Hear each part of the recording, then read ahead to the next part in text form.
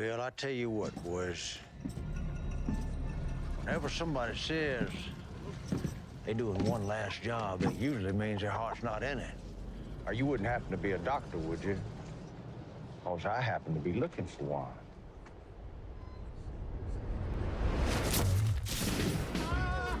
Probably never was. I got 1,000 bottle caps for whoever kills that fucker! But for me, well, I do this shit for the love of the game. I'm going to have to ask you to leave him alone. Your treatment of this man appears unfair, and I'm obliged to intervene. Right off you one of these cherry tomatoes, but you got a hole in your neck. You can't treat people like this! Yeah, why's that? Because of the golden rule. Do unto others as you'd have done unto you. Wasteland's got its own golden rule. Now, Sal gets sidetracked by bullshit every goddamn time. That right there is the closest thing we've had to an honest exchange so far.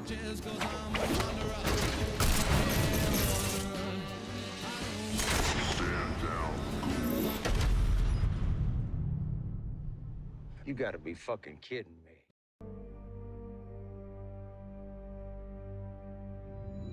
So, the Fallout show came out not too long ago, and to everyone's surprise, it was great. Becoming Amazon's second most watched original show in 2 weeks. But is it perfect as so many claim? Don't get me wrong, it's great. But is it a 9 like IGN said? I don't know. Yeah, but IGN are terrible with reviews. Need I remind you about Alien Isolation? True. Well, we might as well break this down, seeing how we're here. I mean, I guess. I mean, I could do my actual job. It's not like they'll notice you're gone. You don't do anything anyways. So true. Well, fuck it. The Fallout show released on April 10th. Originally had an April 11th release, but they were so confident they released it a day early, which is pretty ballsy. The show was made by director Jonathan Nolan, who understood the games and the task at hand, appealing to a new demographic as well as the fans, and having to set it in the canon. First phone conversation. It was very clear he had played the games and loved them and had a vision for what it could be on the screen. We were really, really patient. And once we found that, it was very clear to us, this is the right way to bring Fallout to the screen. Obviously, Unless You Live Under a Rock is based on the hit game franchise Fallout, originally by Black Isle Studio until being bought by Bethesda. They worked very closely with game director Todd Howard on the series and managed to do something I wish Halo did. And that was to treat the fans with respect, whilst also making it accessible to the newcomers to the franchise. There are many references in the show to the games. Whoa, whoa. Here I come. Oh, and we're going to talk about the games quite a bit, so buckle up. That's right, grab your stim pack and your... and join us as we delve into the wasteland and see if this show is worth all the praise. This show does draw heavy on Fallout 4, as we start before the Great War, that being the thing before the bombs dropped. I mean, this was kind of obvious they would do it this way, as it shows the world before, which looks pretty cool, and I can't lie. A lot of my favourite parts of this show are when we were in pre-Great War USA, because we don't really see much of it in the games. And most of the episodes start pre-war, and it reminds me a lot of The Last of Us, how they did the same thing. I don't know about you. Oh yeah, 100%. It's clear that they drew some inspiration from it to delve and explore an area of the timeline that we haven't seen in physical form. It's really cool. We meet Walter Goggins' character, the Ghoul, and hands down the best character in the show. You'll see why. So yeah, we see Howard Cooper. He's at a party, and I'm guessing it's like a relative thing. Not really explained. And he has a horse. 2077, and his mode of transport is a horse. Wouldn't they have like a robot horse? I mean, they have a giant fucking robot.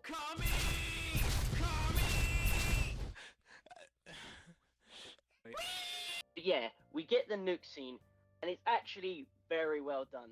The horrific silence is chilling, and the camera shots really do add to the horror of it all. Except, this child's fucking eyes would have melted. She'd be looking like the Russian woman from Indiana Jones. Also, how do none of these people realize that a nuke had just gone off behind them?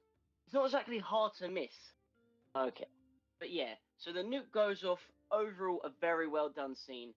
I mean, with the current world climate going on, it kind of hits a bit too close to home. We see people panic and fighting to get into this little shelter and running in fear before we cut to black. So we get introduced to our second protagonist of the show, Lucy, in a pretty funny montage. I mean, we see Lucy's special stats in physical form through this. To those who haven't played the game, special is your character's stats. It stands for strength, perception, endurance, charisma, intelligence, agility, and luck. Having higher stats in certain things makes your character better at certain stuff, basically. For instance, we see Lucy isn't good with a firearm, meaning that her strength isn't that great.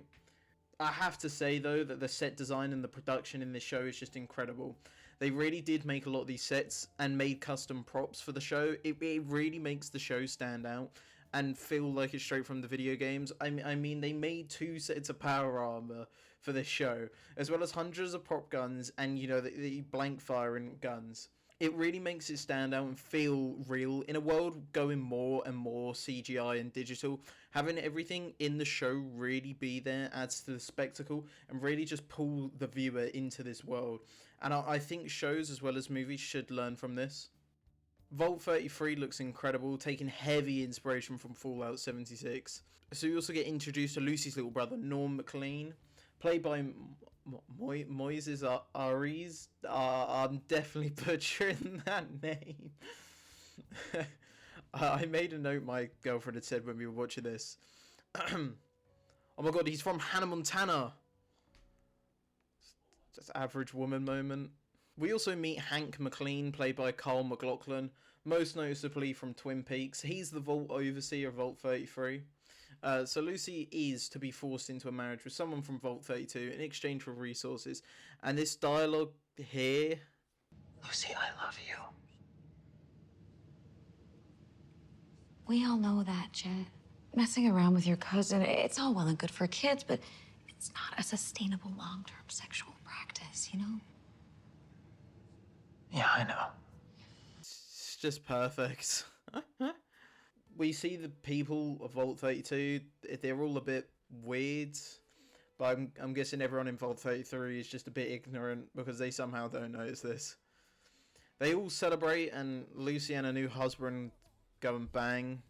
Norm, realizing something is up, sneaks into Vault 32 to find the Vault dwellers dead. After fucking after fucking Lucy's Pip-Boy starts bleeping because the rads, I guess she turned it off, and I'm guessing everyone else in Vault 33 turned the Pip-Boy off because no one realized that these guys were all raiders. Yeah, so the raiders start killing everyone, and the show loves slow-mo. Pretty much every action scene has slow-mo. At first I thought it was like that's representation, but I think it was just them trying to show off how cool everything is. I don't know. I think it's cool here and in some other scenes just to show like the brutality of things, but it definitely was really overused. But I mean, this did make me laugh.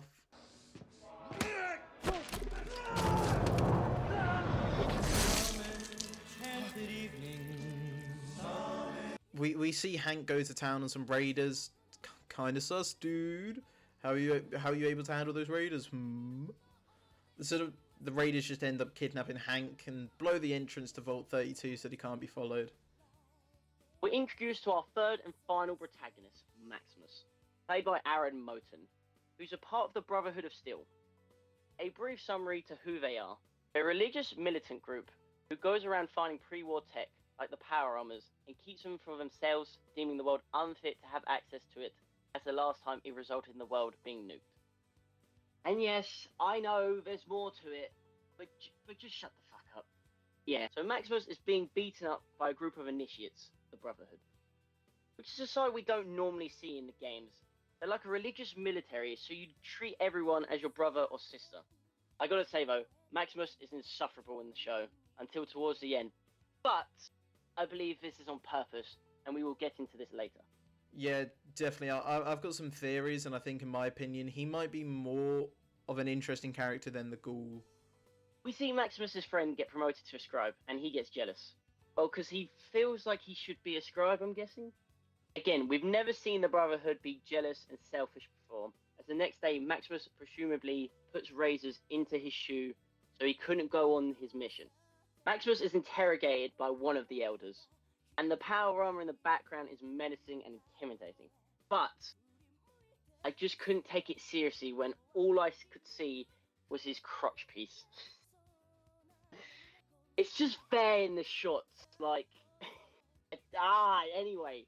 Maximus gets promoted to scribe, which I still don't understand why, seeming how he's like the priority suspect, and people even saw Maximus like near his shoes. But yeah, he's going on a mission with Knight Titus, Enclave scientist, who is defected with a pre-war technology that is very powerful. And as Tom said, the prop design is incredible. Just look at the power armor. God, it's so cool. So they set off to find the scientist in a vertibird. We see the junk jet from Fallout 3, which is a pretty nice reference, kill someone, which was also a pretty funny scene. We also see three guys give Graves and Radaway, awakening the ghoul, who was Cooper Howard. What's interesting in the show that they change is the ghouls need some medicine to keep them from turning into a feral ghoul. In the games, a feral ghoul was just somebody who'd been exposed to too much radiation, basically turning them into a zombie pretty much. But yeah, these guys tell the ghoul that they need him for a job of killing an Enclave scientist. How convenient. 2 out of 3 characters just need to find the MacGuffin. I sure do hope that Lucy also finds this mystery person. The ghoul makes the point of him taking the reward for himself, not needing a crew, and kills the 3 guys but lets the chicken live. How sweet. We see the aftermath of the Raiders' attack, with only 25 people left. Lucy wants to go find her dad, but the council refuses to open the vault door. So Lucy does it herself. That was pointless then. I guess it shows that the Vault Dwellers are just that naive that they think, no, we'll just solve everything. So Lucy gets Chet to open the vault door as she sets out into the wasteland of California in search of her dad. Episode 2. So we continue with Lucy figuring out her bearings in this desolate world. Again, the surface design is just so cool. It really makes it feel like a wasteland, something that games struggle to do because, well, it'd be boring. It's also incredible how they managed to take modern day California and make it just look even better than it does already. But yeah, so Lucy camps out after leaving the vault, and by fucking chance, the man everyone looking for just walks up to a camp. How? How? So the fella basically tells her to go back to a vault, and then just leaves. This is just dumb. Like, out of the giant wasteland of California, this just happens. Okay. As she continues the next day on a journey and meets a guy in the desert and helps her out. And as I'm all sure you know, because Pyro called this out, but they use the sound effect of drinking a Nuka-Cola instead of the sound for purified water here. The guy tells her to head to Philly to see if anyone knows. Just quickly, Lucy is an incredible character. It's a show that's done a female lead justice in the last 10 years, I want to say. Unlike Disney, they don't use Lucy to force women empowerment down your throat. She's just a well-wrote character, and you see her go from this naive vault dweller to someone who understands the wasteland by the end of the show. Her character changes and has a lot of depth to it, and I'm curious to see where they take her character in the future. We pick back up with Maximus trying to talk to Titus, and this scene... Mobility?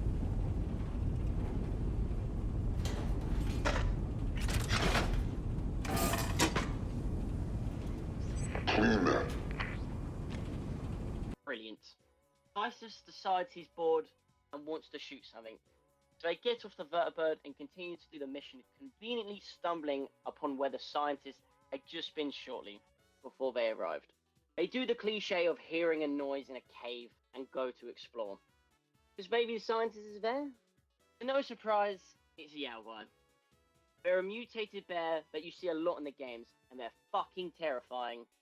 Titus has a Fallout player's reaction.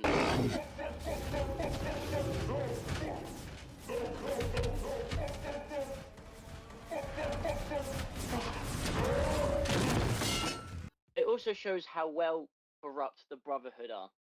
Titus is a clear coward and tells Maximus how he will be killed by the Brotherhood for not doing his job and letting him get injured. As Thomas told me, the Brotherhood of Steel aren't really good guys. If it doesn't benefit them or part of the mission, then they don't care. So Titus dies and Maximus takes his power armor. And as any guy would do if they had that ship, he picks up a boulder, throws it into the sea. It's a thing I think we can all agree we do. Maximus is a bit of a power trip, which is understandable seeing how he's been pushed over his entire life. Also, something we haven't mentioned, the music. The music is phenomenal. Obviously, to those who have played the games, they're all using them. But the way they use the music just makes the scenes have a unique feel to them. It feels reminiscent of the Guardians of the Galaxy, where the music itself is the character adding to the impact of the scenes. For instance here, they play a man. As Maximus is running around throwing rocks, knocking houses down, adding to that feeling of the power trip, as well as giving it a comedic value. Because I'm sure, as guys know, we're simple, we see things, we do. So Lucy arrives in Philly, and it's clear that the town is inspired by Diamond City and Megaton City. And again, very convenient, both the scientists, Lucy and the Ghoul end up here. Ghoul just goes to town in this well choreographed fight scene that is pretty cool. And where the slow-mo is deserved, like seeing people fucking explode, that shit's so cool. After wiping out the entire town, he goes to kill the scientist, but Lucy uses 100 speech to stop him. I'm going to have to ask you to leave him alone. Now, I acknowledge that I'm unfamiliar with your circumstances, but at first glance, your treatment of this man appears unfair, and I'm obliged to intervene.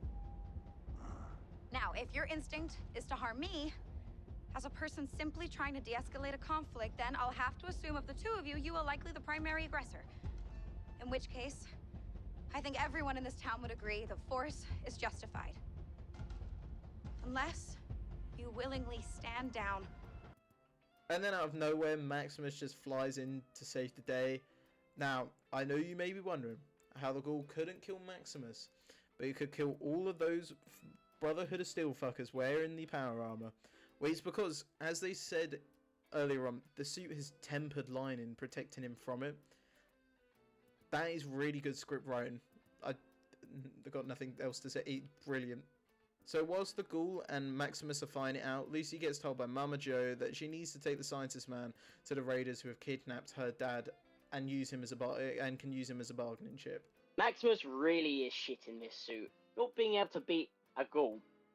The Ghoul actually gets the upper hand on him, sending him blasting off like Team Rocket. This is retarded. I mean, just look at it. I mean, like, come on, it's so dumb. But anyway, the scientist ends up dying. Just weird, because they built him up to be like this big mystery, knowing who Lucy was and the vault she was in, just for him to fucking die. Lucy cuts off his head. We open up with Cooper Howard starring in one of his films, and I gotta say, I really love how they make him like this alternative world Clint Eastwood. Like we said earlier, it's really enjoyable to see the world before the drums popped and how things were, as we don't really see a lot of pre-war Fallout. So we see Cooper's wife telling him, is he ready for a photo shoot with Vault-Tec? She is a very interesting character, and we will see why later on. And this one scene alone has more character and depth than the entirety of Glitter. Go check that out now. Go check out our video now if you haven't seen the brilliance of Glitter. So we go back to present day where the Ghoul is using the scientist dog to track him down. The dog being dog meat from Fallout 4. Well, not literally, but not literally the same one, but a reference to it basically. We see him inhale something, and this is new. So whatever these things are keeps a Ghoul from going feral, which is interesting, and it humanizes the Ghouls a lot more than the games have, because normally it's just been a Ghoul is someone who's exposed to a lot of radiation, and a feral Ghoul is someone who's exposed to too much radiation, basically turning them into a zombie. I also really like how they merged the designs of Fallout 3 and New Vegas and Fallout 4's Ghouls into one. It does make it feel really eerie. Maximus is trying to fix the power armor when he gets a call on the walkie-talkie thingy. And for some reason, this bumbling fool lies to him saying he is Knight Titus, I have no clue why or what he was going through his mad head to say that. Like, all he's done now is turbo fuck himself. Like, he is dead. The Brotherhood will kill him. I don't know, I thought this was dumb. The Elders are sending him a new scribe, so he's in a rush to get his armor fixed. So we see Maximus use his barter skills, and I couldn't lie, this scene was very funny. It's extra if you do it fast.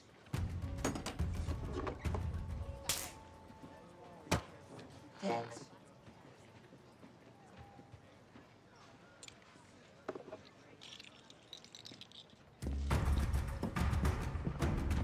Maximus gets back, and a group of bandits are stealing his power armor. He gets beaten the shit out of. Maximus uses power armor to crush this guy's fucking skull, and holy shit, the gore in this show is amazing. It's like Evil Dead 2 levels of gore. There's so much, it's comical.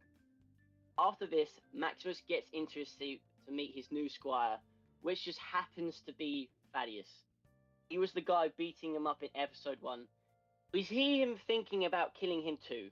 His hand hovering over his head, thinking of crushing it, but changes his mind to keep up the charade. Lucy is at a highly radioactive lake when a gulper attacks her. She manages to survive, but the gulper eats the heads. Comments, correct me if I'm wrong, but the gulper is a Fallout show original beast. I've never seen them before in the games. I like to say the only thing they're similar to is the rad toads. They're basically just a giant fucking axolotl. The ghoul appears, capturing Lucy, using her as bait for the gulper. The plan ultimately fails, with Lucy accidentally destroying his supply of the vials to keep him from turning into a feral ghoul. And we get the line that, to me, was just the funniest in the show. Well, the wasteland's got its own golden receiver. Oh, what's that? Thou shalt get sidetracked by bullshit every goddamn time. Because if you've played a Fallout game, or if you like me and Mitch, who do all the side content before the main story, and this line, it's just perfect. We see Chet and Norm being punished for helping Lucy leave the vault. And Norm shows us that the Vault Society doesn't work as the Council struggle to punish him. Because he's hated and done bad at every job he's had, showing us how flawed and borderline egotistical the Vault Dwellers are, thinking everyone will comply by being put on the equivalent of the naughty step. They end up giving him punishment of delivering food to the raiders. They have a community gathering on how to deal with the raiders, and there are some Vault Dwellers who are bitter towards them. Norman speaks up to suggest they should be put to death, deeming how they murdered half their people. But the council refuses this, deeming it immoral, and instead want to rehabilitate the raiders, which is just never going to work, but again reinforces the fact that the Vault Dwellers, who are meant to be the saviors of the wasteland, really have no clue what to do. We go back to Maximus. He's just being a dick to Thaddeus, man. Making him climb a tree that's clearly got no fucking apples in it, which is also very hypocritical of him, as earlier he said to Knight Titus that he doesn't deserve the armor because he'd been treating Maximus like a dick and just using him for shit to do all this dirty work and stuff, and now he's doing that to him. Like, come on. How does this make any sense? How does it make any sense? God, he sucks. Anyway, they make their way to the lake with the gulpers. Thaddeus has this thing that detects radiation, and the ghoul gives off a lot of it. And I gotta say, what we get next is a choreographed, funny scene.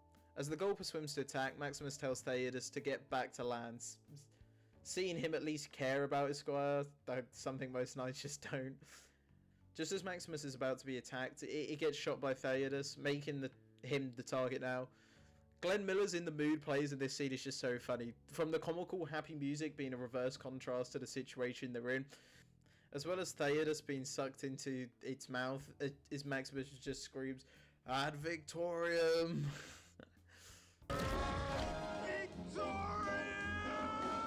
He saves Thaddeus and kills the gulper. The episode ends with them getting their head, and us seeing that Cooper Howe's hatred for Vault-Tec stems a long way as we see him pose, doing the iconic Vault Boy pose. Episode 4, halfway through, and this video isn't 4 hours long yet. Yeah, I know, but the editing for this is going to be 40 hours long, so viewers, add time. Do you know that China hacked the British MOD and they weren't using NordVPN to keep their servers protected from Xi Jinping? Oh god, we're going to get assassinated. But if you aren't using a VPN in 2024, then what are you doing? Don't you know your information could be stolen and sold to anyone? So use the best VPN service in the world to keep yourself and your family protected. And you can also use NordVPN to gain access to streaming services in other countries. How cool. Use our link in the description to save money on NordVPN. Do it now before China... Oh shit. No. We see our first ghoul in the show called Roger, as he's fighting off for his sanity, trying to stop from turning feral. He mentions that Cooper has survived the longest out of all of them, implying that Cooper has always kept his supply secret to others, so that his source doesn't run out before he's found what he's looking for. The ghoul kills Roger mercifully, and then eats his flesh. This is a nod to one of the special perks that allows you to eat flesh of the things you kill. Lucy ends up so desperately thirsty, she drinks radioactive water. We also see the effects of radiation taking place on Lucy, as she looks increasingly worse and worse through this episode. Lucy bolts from the ghoul as he starts having a coughing fit.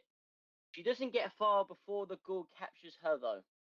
We get a pretty gnarly scene where Lucy bites off the ghoul's finger, so he cuts hers off as an equal exchange, then presumes to eat it. I just have to say, the camera work in this show isn't anything special, but it doesn't need to be. This show relies heavy on the spectacle with its immense props and set design to capture the viewer, and it succeeds. Back at the vault, Norm has been continuing to feed the raiders, and the raider rehabilitation hasn't been going well. As like I said, how do you teach someone who doesn't want to be taught? Norm chats with Betty.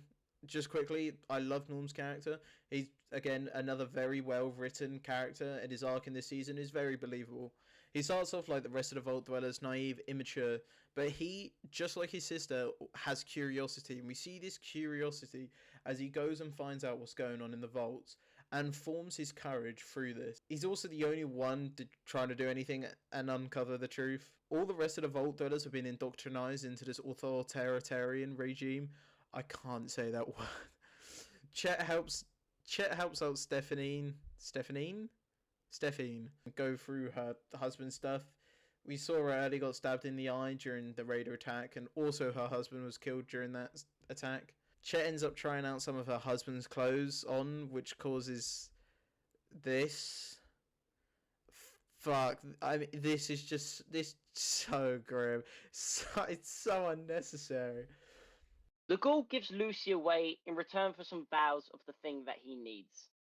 Lucy enters just as the ghoul passes out. She bumps into Snip Snip, a Codsworth robot voiced by the legendary Matt Berry. At first seeming like a friendly face, even giving her a new finger, which, like, how the fuck has he healed the nerves? But, okay. He reveals that he's going to harvest her organs as she gets tranquilized. She comes to just as he's about to cut her open, and like, look how slowly he moves the saw, like she's a meter away.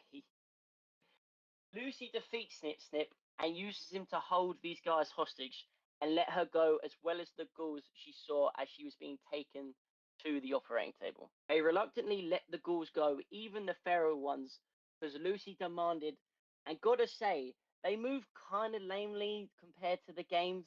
This one Lucy had seen earlier battles between keeping her sanity and ultimately loses, forcing Lucy to kill her or be killed. This shows that the wasteland is changing her, as she's only ever used her trank gun. She's never taken anyone's life, and you can see the shock on her face too. Norm does some searching and finds out there's been messages between Vault 32 and Vault 33 from the Overseer. Norm grabs Chet as they head back to Vault 32. Now, to those who don't know, Vault Tech are not good people. Majority of the Vaults, they would have experiments on the populace, and we see this later on in the show. Just quickly, here's a list of some of the most fucked.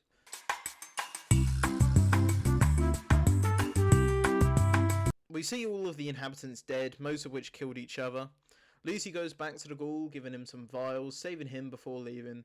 The ghoul goes into the store, grabbing as many as he can before sitting down to watch one of his films. Episode 5 opens with Thaddeus and Titus celebrating as they've completed their mission. All they need to do now is deliver the head. Maximus brands Thaddeus as his squire, still keeping up the shtick that he's Titus. Until after Thaddeus opens up to him a bit more, which makes Maximus reveal himself.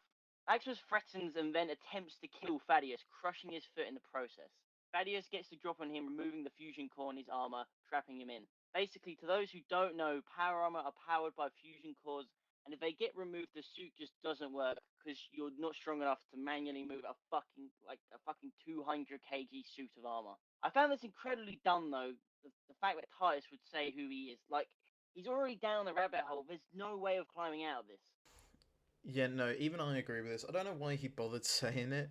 I guess because, like, he was grown accustomed to Thaddeus. He thought it'd be fine, but I think this is just lazy writing, so that way the head doesn't immediately get back to the Brotherhood. So true. We pick straight back up with Maximus, still stuck in the suit, with radroaches crawling all over him. And, just to some random fucking luck, Lucy appears. And yes, I know she has a tracker in the head, but the head's not there. So why is she there? Doesn't make much sense, but she helps him out because he has a rat away before she passes out. When she comes to, she agrees to team up with Maximus on the promise that he helps her on saving her dad. And for some fucking reason, this dumbass lies about his name to her. Like, what? What does he even gain from doing this? Like, so dumb. Well, anyway, they set off to find Thaddeus. Back at the vault, they're currently voting for the new overseer as Hank Well is presumed dead and there's a water shortage. One of the dwellers says to another that you'll always vote for someone from Vault 31. Wonder what this could be. Norm does some investigating and finds that only Vault 31 has been elected. Seems as rigged as the US election system. And to no surprise, Betty, that the very creepy old wench, wins. Maximus and Lucy continue walking, coming to a bridge where they're at a bit of a Mexican standoff with some fuckers. They slowly go over the bridge. One of them pulls out the strap-on. Not that strap-on. The gun kind. Before Maximus drops them in a heartbeat. He gets shot in the arm, but he persists that he's fine. They end up at Sandy Shores, the first city of the NCR and the NCR capital.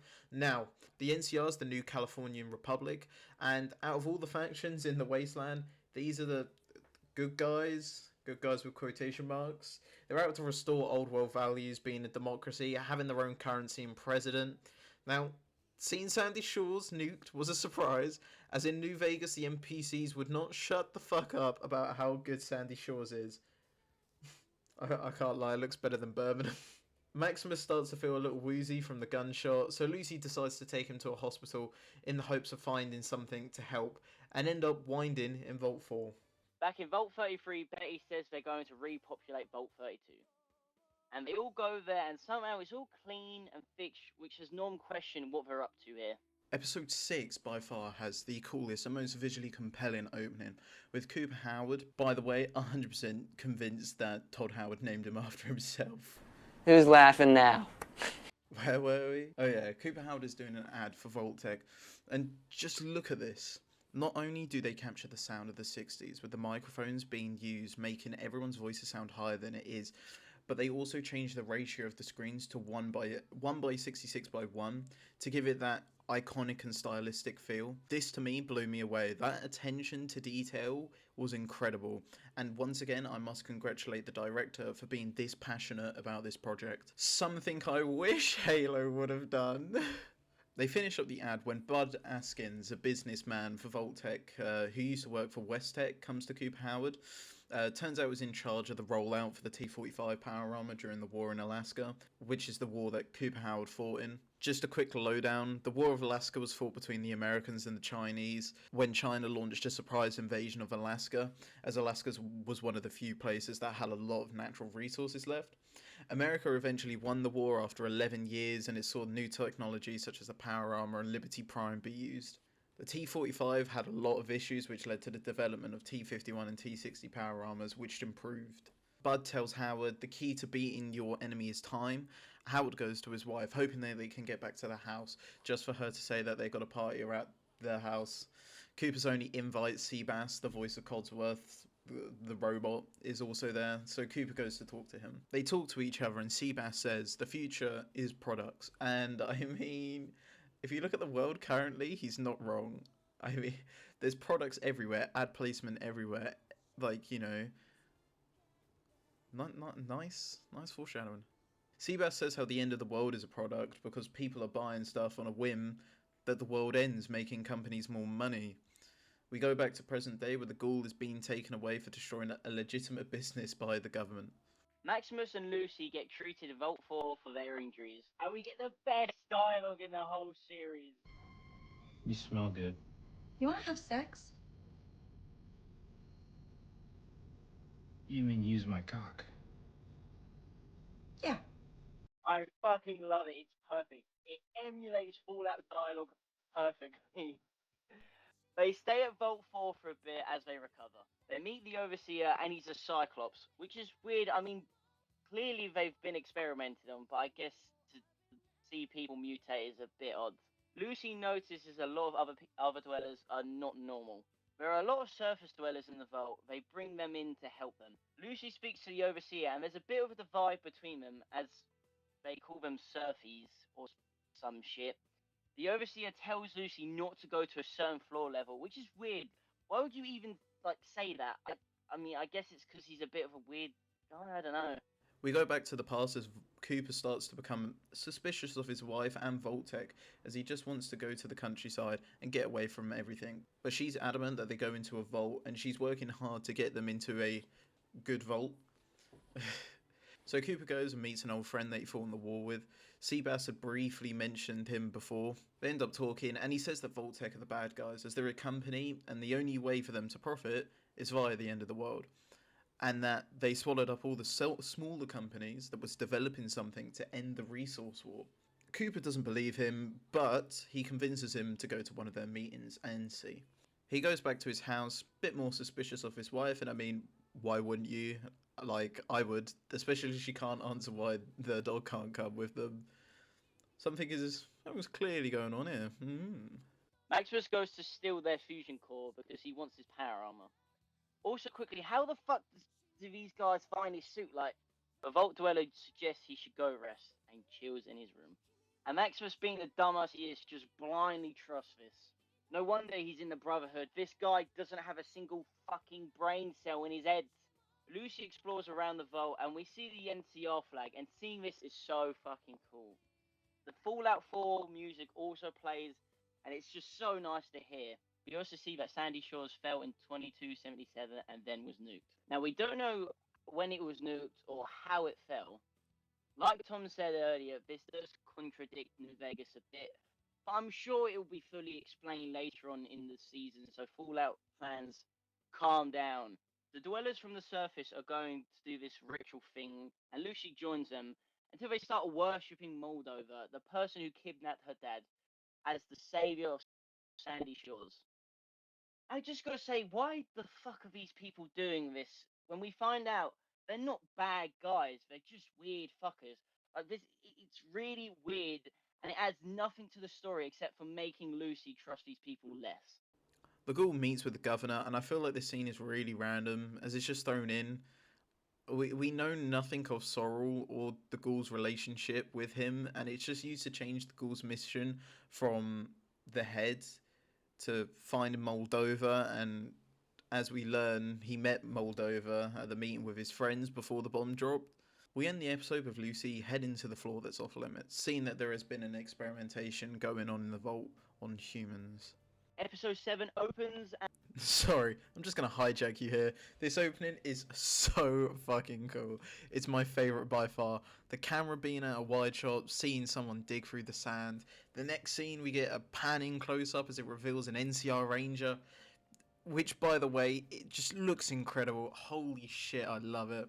Like, just give it to me. I need it. And then not only that, as the camera reveals it's a Ranger and starts to pan into a medium shot, we get that beautiful Fallout 4 music. And on God, episode could have ended here.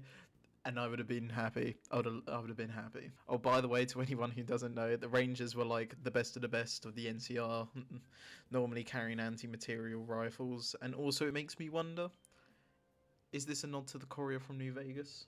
Who knows? You done? Well, actually, I've got another 2 pages. So, we see the people remove the Ranger masks as they dump their metal back into this thing at home, and we find out that they're just farmers. And with Sandy Shores being wiped out, I'm sure there are plenty of NCR stuff they could just get their hand off, which is why they wear this. The ghoul is sat in their home as he gets the man's daughter to bring him some food. So it turns out this guy's son had paid his brother Caps to pay for a courier to get the enclave scientist to Moldova. The son then tells the ghoul where Moldova's location is. The ghoul antagonizes the son over his dead brother, making him draw for a weapon. The ghoul kills him and moves on. Bit random, but hey ho. We go back to the past where Cooper is sat at a meeting listening to Moldova talk. He gets up thinking she's talking bollocks before she mentions that she knows his wife and a side of her that he's never seen. She tells Cooper how Vault-Tec brought out her company that had developed a way to end the resource wars and make a self-sufficient energy that would bring peace. During this time, natural resources are running low, including uranium, so every country is trying to gobble up the last of the resources, causing conflicts, such as in Alaska, as we mentioned earlier. But Vault-Tec put it on the shelf, which is suspicious. Moldova gives Cooper a listening device so he can spy on his wife. Back at Vault 4, the Overseer shows Lucy that they weren't the ones doing the experiments, and they, in fact, were the ones being experimented on by the initial inhabitants of Vault 4 before they were killed by their experiments gone wrong. They agree that Lucy must be executed by sending her into the wasteland with food and water. This was pretty funny because like the whole time they've made them seem like this weird occult, but turns out they're just pretty chill dudes. Lucy pleads that Maximus stays at the vault, but Maximus, being the dumbass, misreads the situation and just goes to town on these poor people. God, this show is actually funny. They end up leaving and Lucy makes Maximus return their fusion core because he stole it for his power armor. And Maximus confesses that his real name isn't Titus and Maximus. And Lucy accepts him and forgives him, and they continue on foot. Thaddeus comes across this snake oil salesman. He's been popping in and out, and he heals his foot, although implying that there's some repercussions to this. I won't lie, I feel like the pacing for these final 2 episodes is just way too fast, and yet too slow compared to the rest of the show. We get a lot of very unnecessary scenes, and some of the important stuff seems very rushed, as we get a lot of info dumps by a lot of characters, with quite a bit being things crucial to the plot. You know, definitely. It feels like this show was originally meant to be 10 episodes to flesh out some things like the government and the farmers, but was slashed in order to keep it to 8 episodes. It just feels like for the first time in this show, it loses touch of its brilliant show don't tell approach. For instance, this series' main antagonist, Moldova, felt forgotten about, and yes, I get it, she's been looking for her, but until these last 2 episodes, I completely forgot that she was meant to be the antagonist, and she is very forgettable, which is a shame as Fallout is known pretty well for its antagonists, like Benny or the Legion from New Vegas, or Sean from Fallout 4. But yeah, Betty sends out who's going to Vault 33, and Chet is going with Stephine. And Stephine will also be the Overseer, another person from Vault 31. This makes Norm very suspicious as he goes to investigate. The ghoul finds dog meat again as we cut back to the past, as we see Cooper being suspicious of his wife, battling between her trust in her or finding out what she's hiding. He eventually plants the listening device on her Pip-Boy. Thaddeus gets to the radio station so they can call the Brotherhood to pick him up, just as Lucy and Maximus show up. And as I said, Maximus has actually changed as Thaddeus goes to kill him, missing every shot. To people wondering, this is a nod to Fats again, how you could have a 95% chance to hit and miss every shot. But yeah, Maximus tries to talk down Thaddeus and actually talk to him. Thaddeus actually gets shot in the neck and turns out he's turning into a ghoul, a side effect of the serum he had. He runs off, which I thought was weird. I thought this would be them like teaming up as they both knew each other's secrets, but oh well.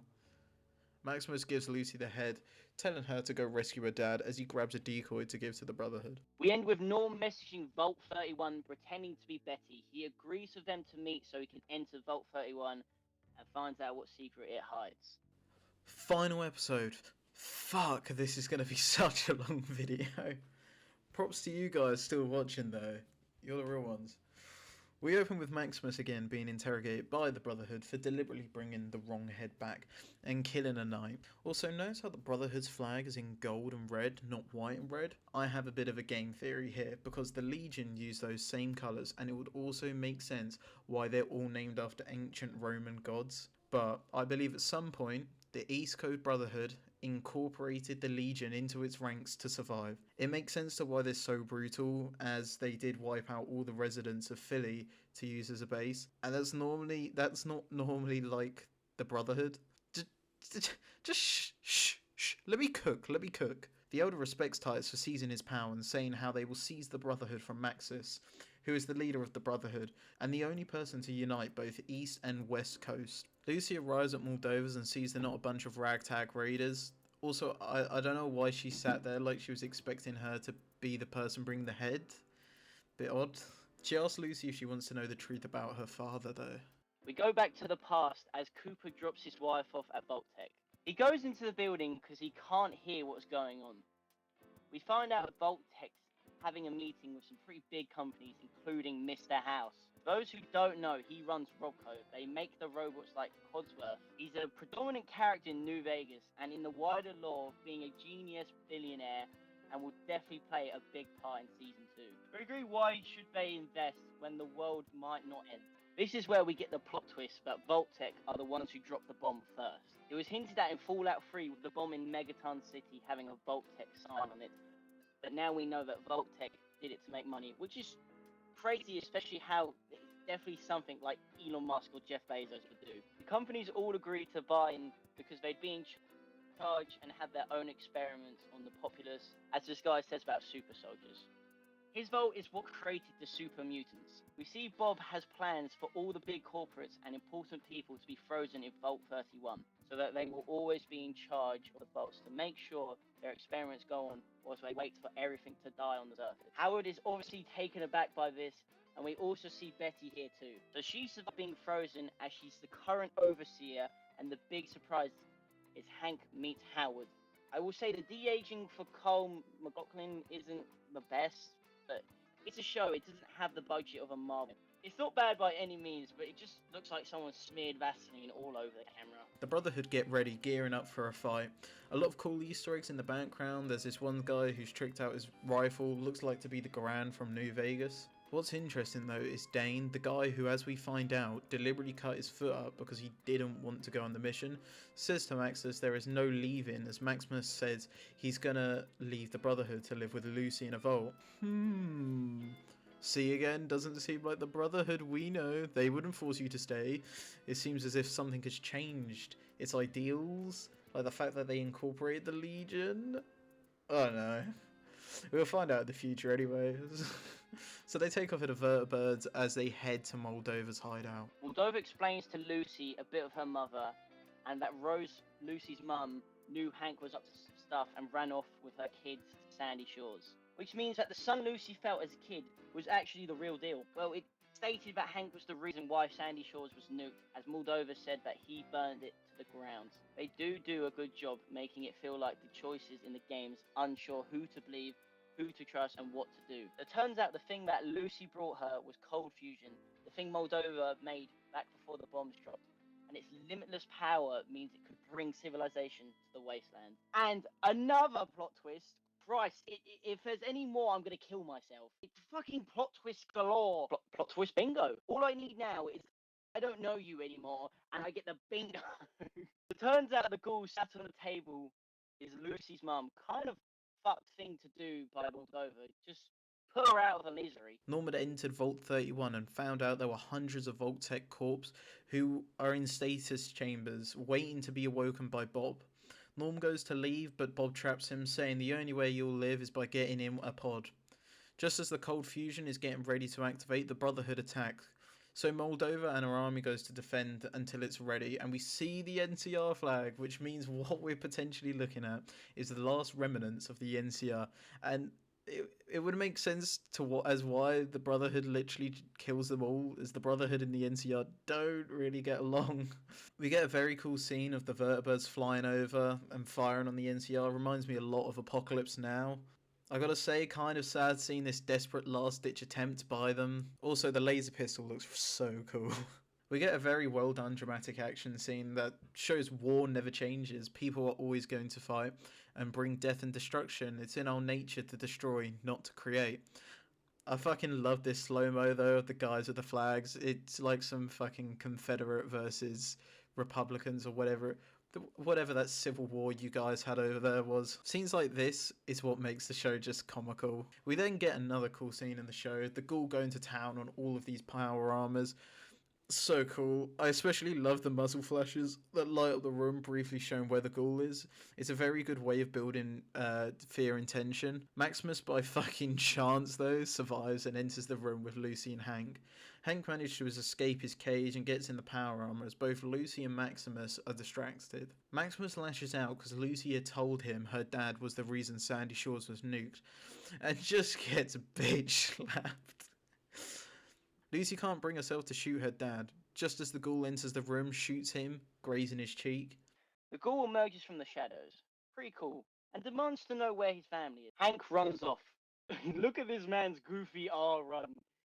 He knows he's not going to shoot him because, then he'll never know.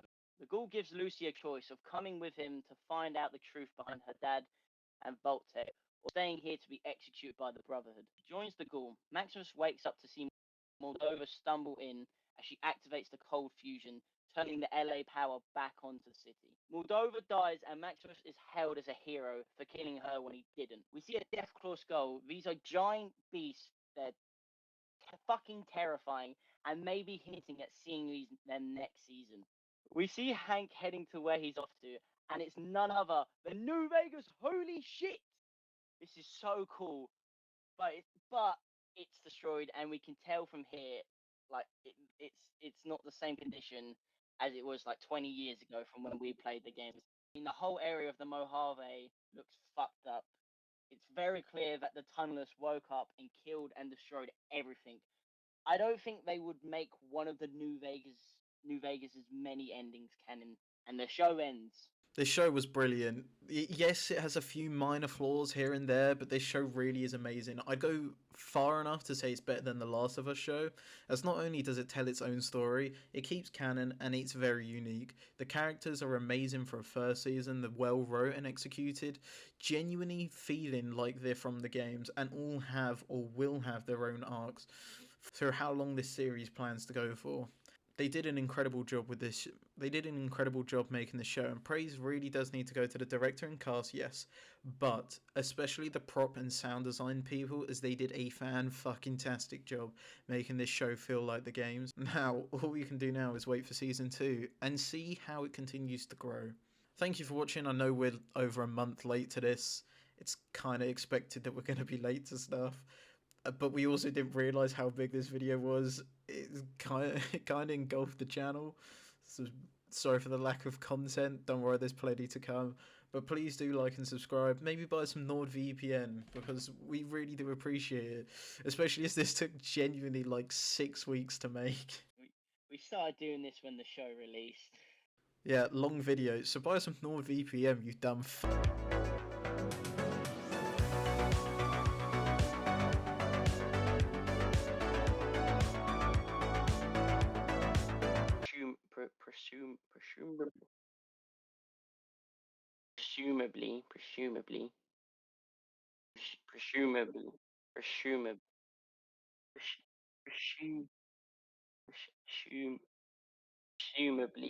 Presumably,